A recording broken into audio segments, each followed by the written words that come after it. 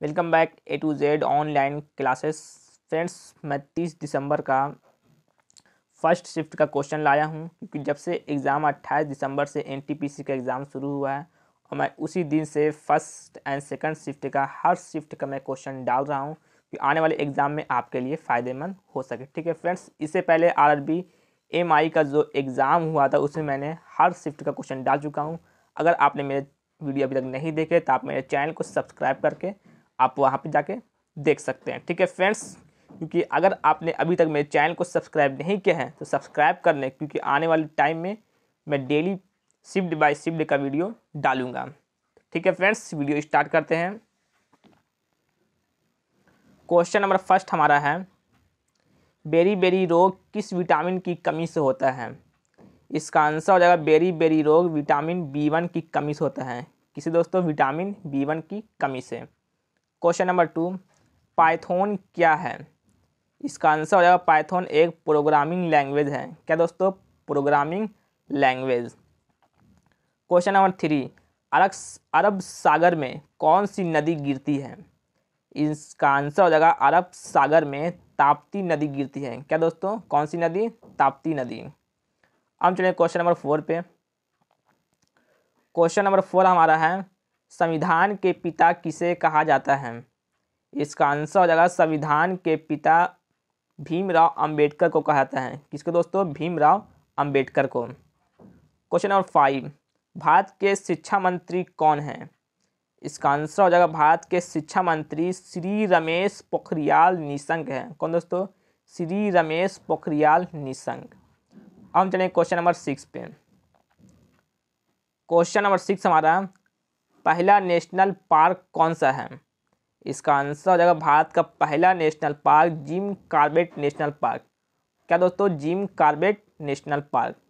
Question number 7, विश्व पर्यावरण दिवस पहली बार कहाँ मनाया गया?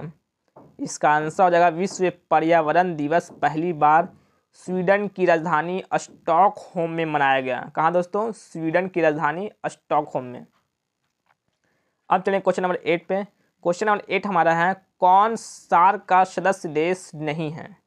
ठीक है फ्रेंड्स, तो नेपाल, भूटान, श्रीलंका, मालदीव्स, पाकिस्तान, बांग्लादेश, इंडिया एंड अफगानिस्तान, ये 8 देश ऐसे हैं फ्रेंड्स जो सार्क देश का सदस्य हैं। लेकिन आपका जब ऑप्शन आएगा तो इन 8 में से कोई एक ही आपका ऑप्शन में रहेगा। ठीक है फ्रेंड्स, तो ये जो 8 सार्क का सदस्य देश है उसको आपको याद कर लेना है, क्योंकि आपको ऑप्शन में कोई एक ही इसमें से रह सकता है। ठीक है फ्रेंड्स, अब हम चलें क्वेश्चन नंबर 9 पे। क्वेश्चन नंबर 9 हमारा है, कांग्रेस के किस अधिवेशन की अध्यक्षता महात्मा गांधी ने की थी? इसका आंसर हो जाएगा बेलगांव के 39वां 1924 में। कहाँ किया दोस्तों? बेलगांव में। वो 39वां था। और कब किया था? 1924 में। आपके एक ही क्वेश्चन में जब 3 क्वेश्चन निकल जाए तो आपको वो तीनों याद ही कर लेना चाहिए। ठीक है फ्रेंड्स, अब चलिए क्वेश्चन नंबर 10 पे। इब्न बतूता किसके काल में भारत आया था? इसका आंसर हो जाएगा इब्न बतूता मोहम्मद बिन तुगलक के काल में भारत आया था। क्वेश्चन नंबर 11, कृषि अनुसंधान केंद्र कहाँ है? इसका आंसर हो जाएगा कृषि अनुसंधान केंद्र नई दिल्ली में है। कहाँ दोस्तों? नई दिल्ली में। अब हम चलें क्वेश्चन नंबर 12 पे। क्वेश्चन नंबर 12 हमारा है, जीवाणु से होने वाले रोग क्या है? जीवाणु से होने वाले रोग हैजा, निमोनिया, तापेदिक को हम लोग क्षय रोग भी कहते हैं, प्लेग, कोलेरा, ईटीसी। ठीक है फ्रेंड्स, क्योंकि आपका जो ऑप्शन रहेगा तो इन सभी में से कोई एक ही आपका ऑप्शन में मैच करेगा। ठीक है फ्रेंड्स, तो ये सब आपको क्या करना है? याद कर लेना है। क्वेश्चन नंबर 13, सबसे लंबी सड़क सुरंग कौन सी है? इसका आंसर हो जाएगा सबसे लंबी सड़क सुरंग अटल सुरंग है। क्या दोस्तों? अटल सुरंग।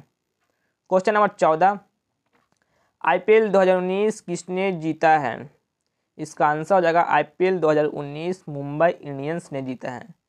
ठीक है फ्रेंड्स, अगर 2019 रहे या 2020 रहे तो 2020 में भी आईपीएल मुंबई इंडियंस ने ही जीता है। अगर 2020 रहा तब भी आपका आंसर मुंबई इंडियंस ही होगा। ठीक है फ्रेंड्स, अब चलें क्वेश्चन नंबर 15 पे। क्वेश्चन नंबर 15 हमारा है, इसरो ने 1/7/2016 में PSLV C-34 के जरिए एक साथ कितने उपग्रहों को भेजा था?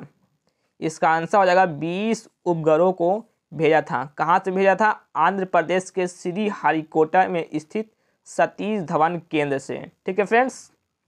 क्वेश्चन नंबर 16, हुमायूं नामक पुस्तक किसने लिखी थी? इसका आंसर हो जाएगा हुमायूं नामक पुस्तक गुलबदन बेगम ने लिखी थी। इसके लेखक कौन थे दोस्तों? गुलबदन बेगम। अब हम चलें क्वेश्चन नंबर 17 पे।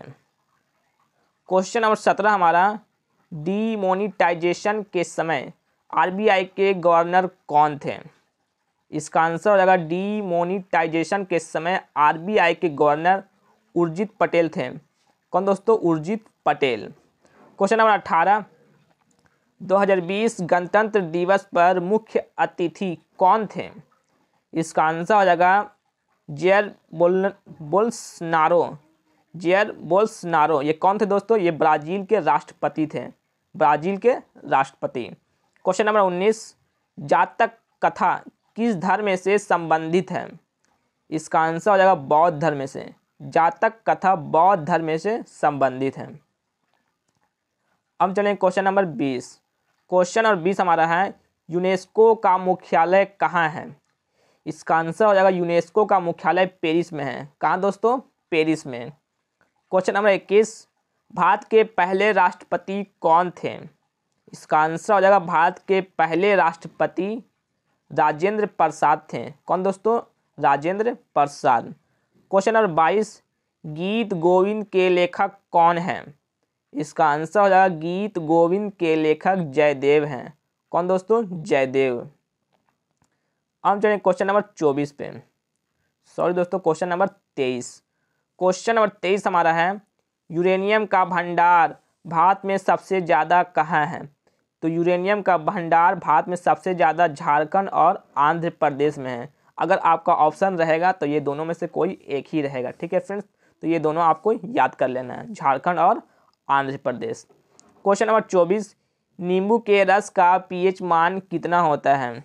इसका आंसर हो जाएगा नींबू के रस का pH मान 2.2 से 2.5 तक होता है। कितना फ्रेंड्स? 2.2 से 2.5 तक। अब चलें क्वेश्चन नंबर 25। क्वेश्चन नंबर 25 हमारा है, कावेरी जल विवाद किन राज्य के बीच है? इसका आंसर हो जाएगा कावेरी जल विवाद तमिलनाडु और कर्नाटक के बीच है। कहाँ दोस्तों? तमिलनाडु और कर्नाटक के बीच है। तो ठीक है फ्रेंड्स, ये 30 दिसंबर के मैं फर्स्ट शिफ्ट का क्वेश्चन लाया हूँ। कुछ देर बाद मैं इसका सेकंड शिफ्ट का भी क्वेश्चन लाऊंगा कि आने वाले एग्जाम में मैं daily shift by shift question डालूंगा। अगर आप मेरे चैनल से नहीं जुड़े हैं तो जल्द से जल्द चैनल से जुड़ जाएं। आने वाले एग्जाम में मैं डेली शिफ्ट बाय शिफ्ट का क्वेश्चन डालूंगा, क्योंकि ये सब क्वेश्चन ऐसे दोस्तों कि अगर आप अभी देखते हैं तो आने वाले एग्जाम में आपके लिए बहुत ही फ़ायदे होने वाले हैं। तो ठीक है फ्रेंड्स, आज के लिए इतना ही। हम कुछ देर बाद मिलेंगे एक और शिफ्ट के साथ। तब तक आप मेरे चैनल पर बने रहें।